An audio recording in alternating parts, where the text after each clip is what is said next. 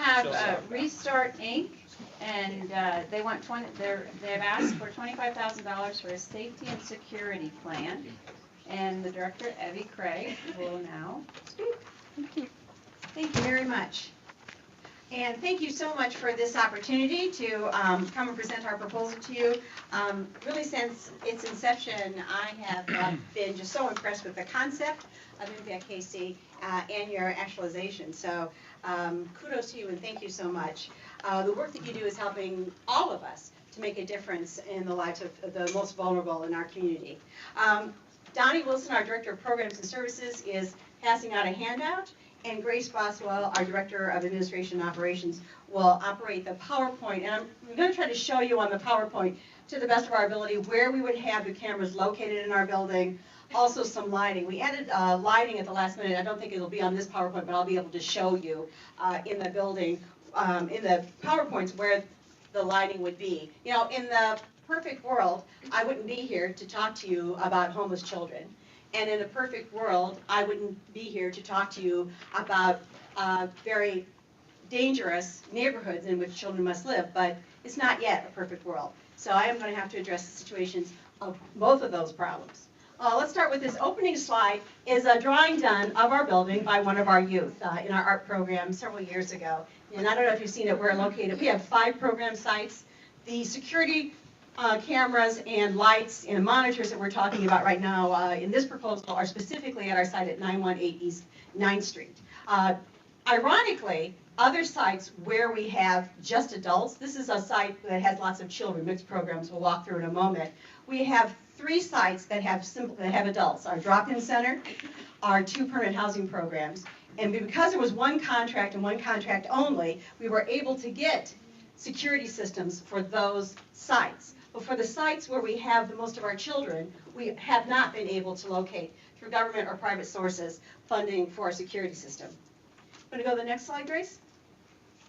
And this is the reason why we're asking for this. If you look at the handout you have, you can see a graph that depicts the dramatic increase in the number of children that we provide shelter and services to, from 7 in 1996 to 2,209 in 2008. And that reflects the growing national trend towards family homelessness. If you look also on the fact sheet, we wanted to put this in a national and community perspective, and you'll see we did a community-wide point-in-time survey on January 28th of this year. There were 4,178 that day unduplicated homeless persons. Of those, 49.8 were homeless for the first time, and the majority of those are families. Next slide. The site that we're in, we're very proud of. We've finished half of a capital campaign in this 78,000 square foot building. It was built originally in 1917 as a Methodist hospital, but in those days security needs were very different. So all of our floors from floor 5 to floor 2 are exactly the same. On this side of the building, we have 5 family suites where families live with us for up to 24 months.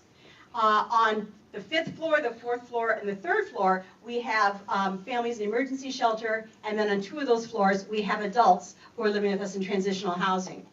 One of the challenges that we have in this building is that we have mixed populations on one site. We have learned to adapt to those security problems. That is the way the world is, and we have no other place to house the folks that we have going through our doors. So we have to adjust with security systems to adapt for that.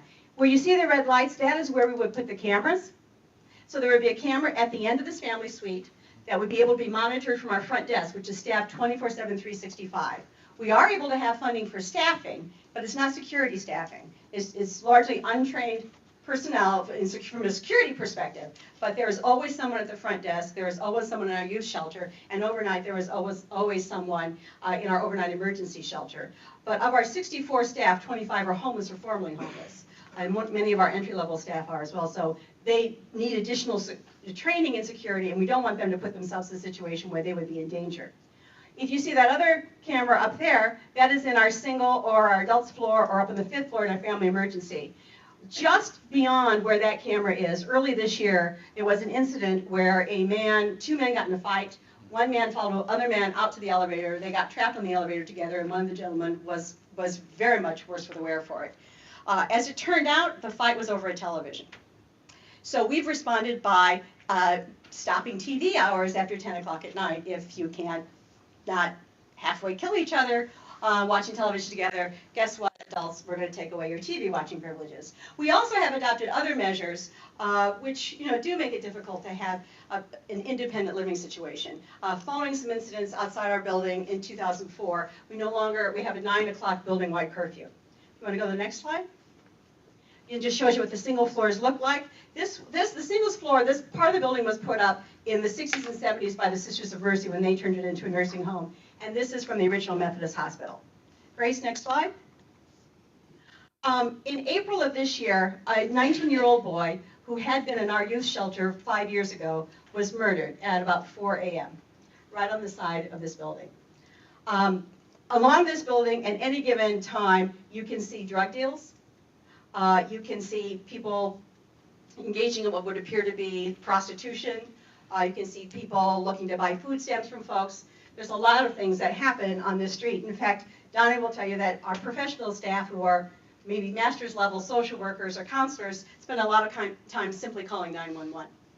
We recently got some cameras, so we're able to take, digital cameras, able to take photos of people, by which we can then officially add them to the KCMO PD's trespassing list. You have to have a photo, have to do a write-up. It's a complicated procedure. Just as you have to have signs up about loitering in order to accuse someone of loitering. Next slide. In the back of our building, this door right here, which you really can't see, is locked, but it can be opened easily from the inside, and the front desk can't see it. So one of our cameras would allow people at the front desk to be the folks who buzzed in anybody at the back door and allow them to see anybody out there at any given time. And under these awnings, there would be lights, as well as on the side of the east side of the building. Convent, where we have 12 families, we would have a camera there. That's right next to our building. This is our high-tech, battery-alarmed system at a site that has 12 families.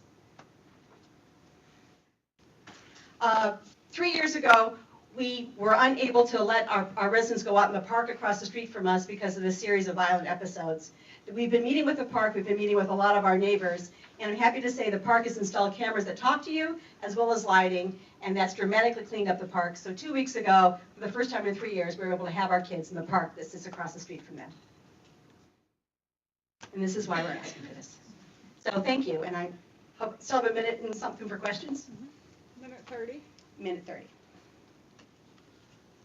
So the cameras would go to the front desk, but that person's not trained in security, so the goal would be for them to call 911? They would be able to see what's happening. They would be able to let people in if they had clearance. Right now, we have a camera at the front desk only that people have to be buzzed in to get in. So they can call the direct service staff person on call, so they do know what's going on, and then, yes, would call 911. We also have some money in the budget for some training for them. We were talking about whether we would also have someone who could monitor from home.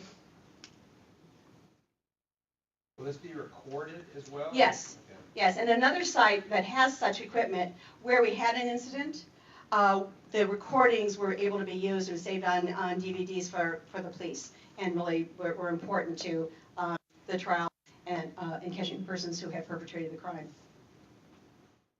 We are also, to go back to your question, we are working with, we're active members of 4 neighborhood associations, and we're working to sort of have some cooperative security agreements by which we might have some security personnel that would patrol around and work a lot in the neighborhood. There's few of us who can't afford that, but perhaps coming together and creating a community improvement district, we're looking at doing that.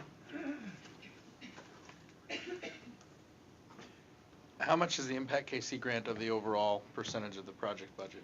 We submitted this in August, and the numbers have changed slightly because we're increasing what we're doing. So we have a total grant need of just probably a little over, once we end in the cameras, a little over $35,000. It's a big. So, yeah, you would be.